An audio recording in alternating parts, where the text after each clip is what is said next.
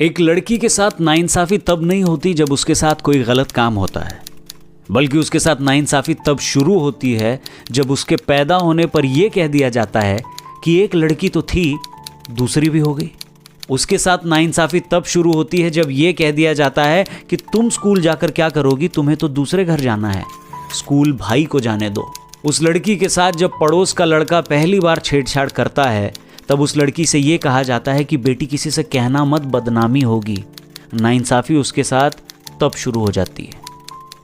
Tuition से आते वक्त और बस में जाते वक्त उसको वो सब सुनना पड़ता है जो हर बार उसे भूलने के लिए कहा जाता है। नाइंसाफी उसके साथ तब होती है। अरे हर लड़की को सहना पड़ता है। जब भी आप उससे ये कहते हो तो नाइंसाफी की शुरुआत तब हो जाती है।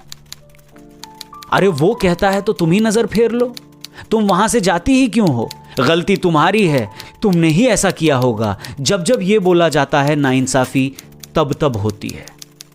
और जब उसके साथ कुछ ऐसा हो जाए जो निर्भया के साथ हुआ, हैदराबाद वाली बहन के साथ हुआ या हाथरस वाली बिटिया के साथ हुआ, तो इंसाफ के लिए हुई देरी ये बताती है कि इंसाफ का लेवल कितना नीचे पहुंच चुका है। दोषी पकड़े तो जाते हैं पर सजा पाने तक वो हर दिन उस परिवार को तड़पाते हैं जिनके कानों में उनकी बिटिया की वो दर्द भरी चीखें होती हैं जो उन्हें चैन से सोने नहीं देती।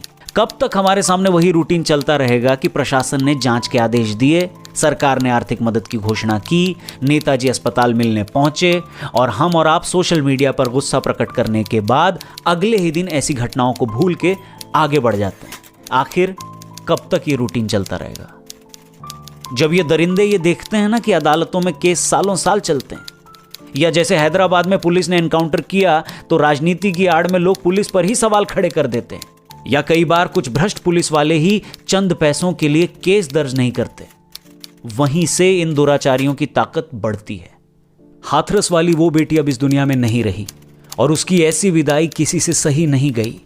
दरिंदे वो भी थे जिसने उसको नोचने की कोशिश की और वो भी हैं जिन्होंने उसकी अंतिम विदाई का हक भी उसके घर वालों से छीन लिया। खाकी में लिपटे ऐसी जिंदा लाशों से हम ये पूछना चाहेंगे कि घर जाकर अपनी बेटी से कैसे नजर मिलाओगे? जो जली है वो उसकी चिता नहीं है, हर उस लड़की की उम्मीद है जो मानती है कि अगर गलत होगा तो इंसाफ मिलेगा।